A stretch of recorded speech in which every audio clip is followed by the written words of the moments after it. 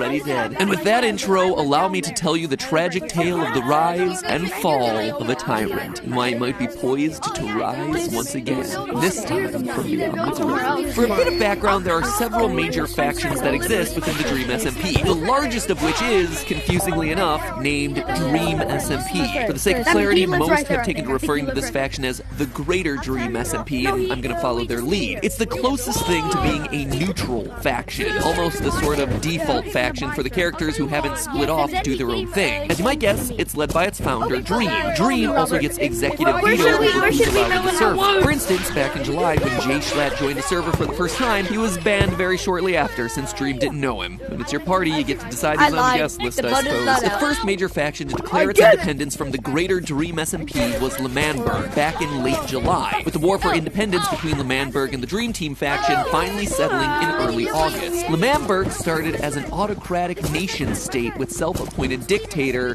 President Wilbursuit, presiding with Tommy Innit as his right-hand man. However, that dictator-for-life thing didn't really pan out long-term. After all, a ruler only rules by the consent of the governed, and despite the fact that Wilbursuit had declared himself supreme leader, the citizens weren't taking his orders all that seriously. So what do you do if you want to shore up legitimacy as a ruler? You hold a democratic election. I'm running for president. The reason I'm running for president is because, well, I felt like it was unfair of me to decide myself to be a dictator. Okay, so maybe if you want to believe the man himself, it was because he grew a conscience. Anyway, Wilbursuit, joined by Tommy Innit as his running mate, ran as the Politicians of Gaming, or POG for short. The problem with democratic elections is that, well, people can run against you. Quackity, who'd been up to that point a L'Manberg outsider, decided to run against him because, well, you've got to have yourself an opposition party. My name is Quackity, and I'm running for president simply because I didn't think it was fair for Wilbursuit to run a one-party democratic election, or so democratic as he wants to call it. It's very unfair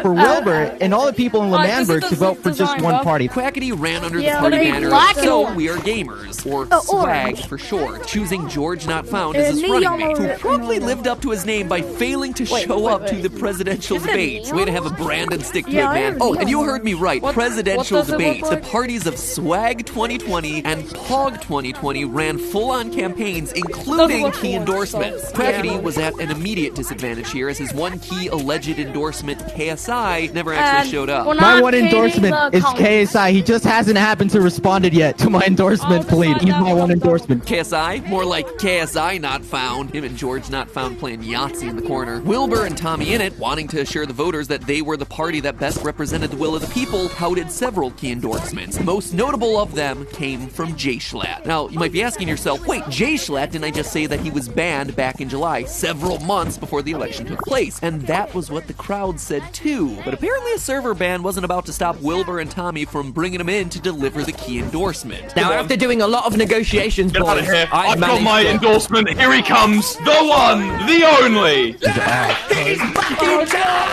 Except Jay Schlatt's endorsement speech went very quickly off the rails. Democracy is overrated. You think you need a president? I'll be my own president.